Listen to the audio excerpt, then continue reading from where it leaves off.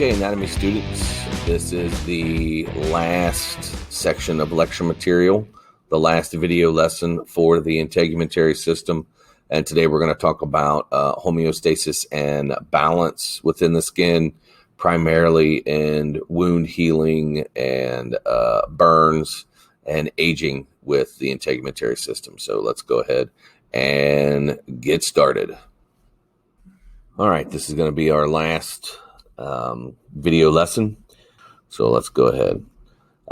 Skin damage sets in motion a sequence of events that repairs the skin to its normal or near to normal structure and function. So here we have a little bit of a flow chart.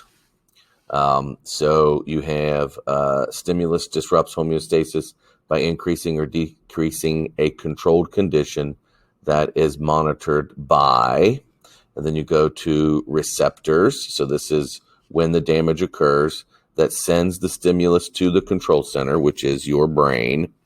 And then the brain receives the input and will then provide output, which is in the form of a nerve impulse or chemical signal to the effectors.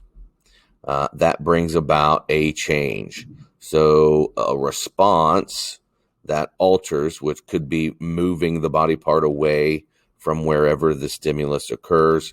If there is damage, then there's going to be a chemical response to begin the process of healing that wound. That is the flow chart of how your body deals with damage and wound healing. So talking about wounds, there are two kinds of wound healing processes that can occur depending on the depth of the injury. So first, a superficial wound or an epidermal wound. The healing of the epidermal wound occurs following superficial wound that affect only the epidermis. So a very shallow or superficial cut or a scrape that does not penetrate through the epidermis into the dermis. A deep wound occurs when an injury extends to the dermis and into the subcutaneous layer. Many times, this is a wound that will require suturing to close. Some loss of functions and development of scar tissue is the rule. So there will be, in epidermal wound healing, there typically is minimal, if any, scarring. And in deep wound healing is where you can see some scarring. And again, it will depend on the depth of that wound into the dermis. Going shallow into the reticular region will probably have a minor scar that will probably fade. A lot of times it'll fade in time. You'll still see it, but it won't be as prevalent as it was over the years. And in a deep wound that is down into the subcutaneous layer, that is going to be one that is pretty noticeable for the rest of your life. So here's a diagram showing how the wound will heal in an epidermal wound. So there is a cut or an abrasion that will separate the cells of the epidermis. And as you can see, it just goes down. It doesn't penetrate the dermis. So the wound healing starts at the base and works its way up, which makes sense because these are the cells that divide. So these cells, when there's space in between them, they will rapidly divide to close the gap, and then those cells will push their way out. And as you can see, that's what we have here. So these were the first cells to close the gap that was made in the epidermis, and these are dividing and working their way out. And eventually, this will close, and you'll have that gap will be healed. Deep wound healing is going to be a little more involved. So if a cut will not only penetrate the epidermis down into the dermis, then that is going to result in bleeding. because you have gotten down to the blood vessels.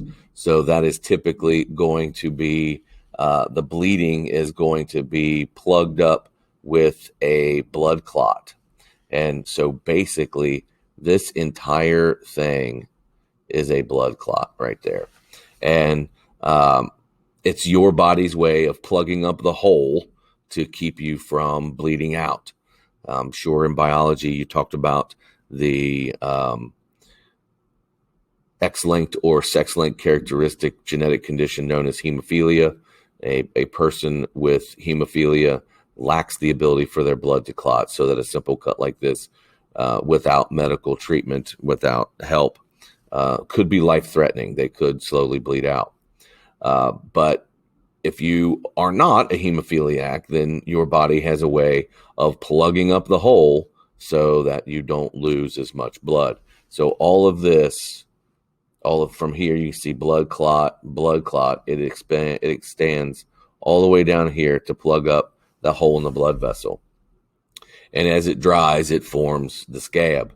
And you can see there are lots of macrophages. These are cells that fight infection to keep infection out of the wound.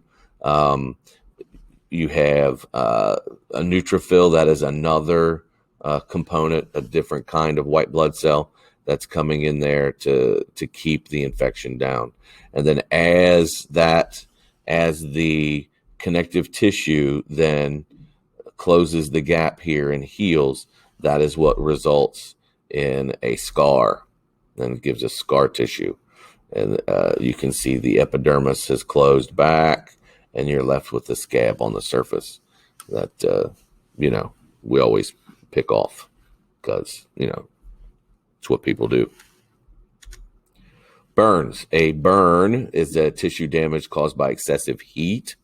It can also be caused by electricity, radioactivity, or corrosive chemicals that denature or break down the proteins in skin cells.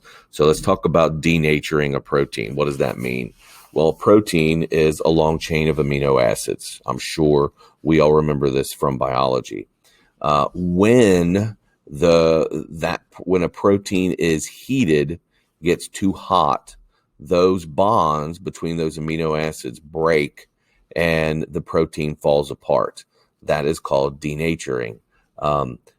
Without knowing it, I'm sure everyone listening to this has seen when a protein denatures. If you have ever fried an egg, you've seen the denaturing of protein.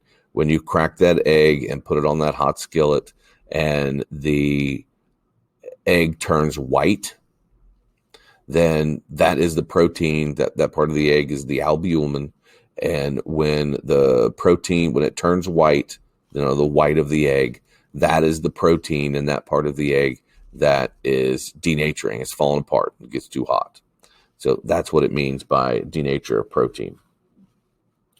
Burns destroy some of the skin's important contributions to homeostasis, such as protection against microbial invasion. Your skin is a great wall or physical barrier of keeping infection out of your body. If the skin is burned and opened, then it obviously will reduce its ability to fight that infection. And desiccation or drying out. You will lose with the skin in a third-degree burn. When the skin is destroyed, you don't have that waterproofing agent there to hold moisture into your body, and you can lose a lot of water to the atmosphere. And then, of course, thermoregulation, which helps keep our body at a constant body temperature. Burns are graded according to their severity. So we did mention this a little bit in lesson 1. I think it was lesson 1. So a lot of this will be repeated, but most of you are teenagers and you can use a little repetition in your life when it comes to your education. So first degree burn involves only the epidermis. It is characterized by mild pain, redness, also known as erythema, no blisters, and skin functions remain intact. So basically, this is your stereotypical sunburn. The skin is red. It hurts to touch. but you haven't really destroyed anything. You've just reddened the skin. This will cause your body to increase its melanin production, and you will tan. You will probably lose those cells that were burned deeper in the epidermis when they make their way out to the top in a few days. Those are the ones that will flake off. You will start to quote unquote peel, and that is a first degree burn. Epidermis only, but the function of the skin. So you still have its ability to fight infection and keep your constant temperature and not lose moisture to the atmosphere, but it is painful to the touch. A second degree burn is also known as a partial thickness burn, the same as a first degree, because it does not go all the way through the skin. It burns down into the dermis and is typically associated with blistering. Now, some of you, especially the individuals that have red hair and very fair skin, have probably burned to the point of blistering, which means you had a second degree sunburn burn. Most of the time, it is when you touch something hot. Looking at this picture, this almost looks like this kid grabbed a hot curling iron, something like that. So the second degree burn goes through the dermis, but does not penetrate the subcutaneous layer, destroys the dermis and destroys the epidermis and part of the dermis. Some skin functions are lost because of the blistering. Redness, blister formation, edema, and pain result. Not fun. I've had a few second degree burns and they do hurt. A third degree burn is a full thickness burn. This destroys not only the epidermis, but the dermis and the subcutaneous layer. Most skin functions are lost. The region is numb because sensory nerve endings have been destroyed. Now, if we look at this picture, so I'll draw, if you look here where it's charred, that getting that burn hurts, but afterwards, that part of the burn is numb. But if you look closely, and especially on the ring finger here, this has been charred, but here is a blister. So that means this part is numb, but the second degree burn around it is still going to be very painful. So, and you also see some blistering around this burn as well. So a lot of times when someone obtains a third degree burn, there is second degree burning that is around the area where the third degree burn was obtained. And that part is going to hurt. And it does hurt to get the burn. But once the tissue is destroyed, then that section is numb to the touch. According to the American Burn Association's classification of burn injury, a major burn includes all of the following different combinations. If you have third degree burns over 10% of the body's surface, that is to be considered a major burn. Or if you have second degree burns over 25% of the body's surface, that is also considered to be a major burn. Or any third degree burn on the face, hands, feet, or perineum, which is the groin area, that is considered to be a major burn. So there it tells you the anal and urogenital regions. That sounds pretty major to me. Of all the places to get burned, that doesn't sound like the one that I would pick. When the burn area exceeds 70% or more, you have about a 50% fatality rate. So burned over 70% of your body, usually you've got a 50% chance of survival. A quick means for estimating the surface area affected by a burn in an adult is the rule of nines. So basically, just about all of the body parts are divided into areas of 9. 9%. So count 9% if both the anterior and posterior surface of the head and neck are affected. So half of that would be 4.5. So if just the front of your head and neck is burned, that would be a 4.5%, a burn over 4.5% of your body. But because it is your head and neck region, that would be considered a major burn. You count 9% for both the front and back or anterior and posterior surfaces of each upper limb, so your arms. If you go both anterior and both arms would be 18%. So, because you have two arms and 2 times 9 is 18. Count 4 times 9 or 36% for both front and back surfaces of the trunk, including the buttocks. Insert your Forrest Gump impersonation there. And count 9% for the anterior and 9% for the posterior surfaces of each lower limb as far up as the buttocks. Total of 36% for both lower limbs, both legs. Your legs are much larger than your arms, so that's why they count for more. And here's a diagram showing the breakdown. So just the front of your arm is 4.5%. If you go front and back, that's 9%. Both arms would be 18. Front of the head and neck is 4.5%. Both front and back is 9%. If you go the trunk, front and back is 36%. The perineum or the urogenital area is 1%. And then the legs, front and back, are going to be 36%. And if you add all of them up, you come up with 100%. Development of the integumentary system. The epidermis develops from the ectoderm. If you remember from biology, your development of the zygote, which is a fertilized egg, it starts to divide through mitosis. And we all know we started off as one cell that divided to make 2, and 2 made 4. And those divided to make 8, and those 8 cells divided to make 16, and so on and so on. And then as you develop, you get your germ layers, your ectoderm, your mesoderm, and your endoderm.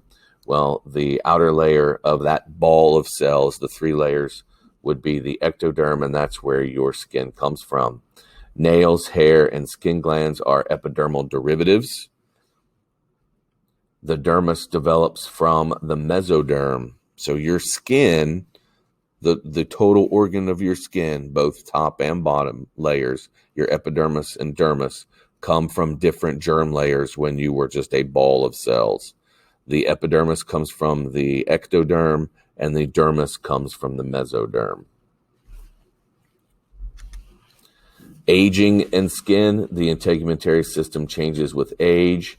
Wrinkles develop, usually due to breakdown of elastin, and the biggest destroyer of elastin is UV radiation. For those of you who enjoy spending time in the tanning bed, you are just going to cause yourself to wrinkle earlier in life.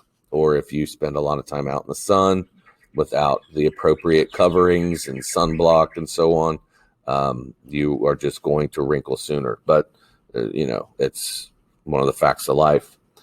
Dehydration and cracking of the skin will occur as the individual gets older. Sweat production increases. As you get older, you will sweat more, and I'm sure we all know older people that seem to sweat a lot. An increase in the number of functional melanocytes results in gray hair and atypical skin pigmentation, aka the liver spots. My facial hair is getting more gray as I get older and older. Eventually, someday it'll be totally gray, and I can't wait because I always say that I will look so distinguished with a totally gray beard. The subcutaneous fat is lost, and there's a general decrease in skin thickness. Elderly people, you'll notice that a lot of times they get cuts and bruises easily. And the nails, both of the finger and toe variety, will become more brittle. Also, a lot of times, elderly people, especially if they spend a lot of time in bed, because they have a decrease of circulation, a lot of times they will get a condition called a decubitus ulcer, which is also known as a bed sore. This type of pressure ulcer are all too common in nursing homes because those people, number one, with age, they have a decrease in their circulatory effectiveness, and the skin, because of the long periods of laying in the same spot and the constant pressure that their skeleton will put on the skin due to gravity, even more drastically will cut circulation off to that part of the skin, and the skin begins to die. And that's what a bed sore is. So here is someone who has been laying on their back for such a long period of time that the heel bone has pushed on the skin, and the skin has lost blood supply and has started to die. And you get this wound known as a bed sore or a decubitus ulcer. And these are, again, commonly seen in nursing homes where those people just can't get out of bed. So what they try to do, though, is get them up, get them moving. They try to rotate them, get them to roll over, lay on their side, that kind of stuff to kind of help their circulation. But for some of them, it just can't be helped. And that is going to conclude all of the lecture material for the integumentary system. All right, that's it. That's all of the lessons for the video lessons for the integumentary system. So if you're on home quarantine or not in class, then hopefully this was beneficial in keeping you up to date with what we're doing in class. So as always, thanks for watching, and we'll talk to you later.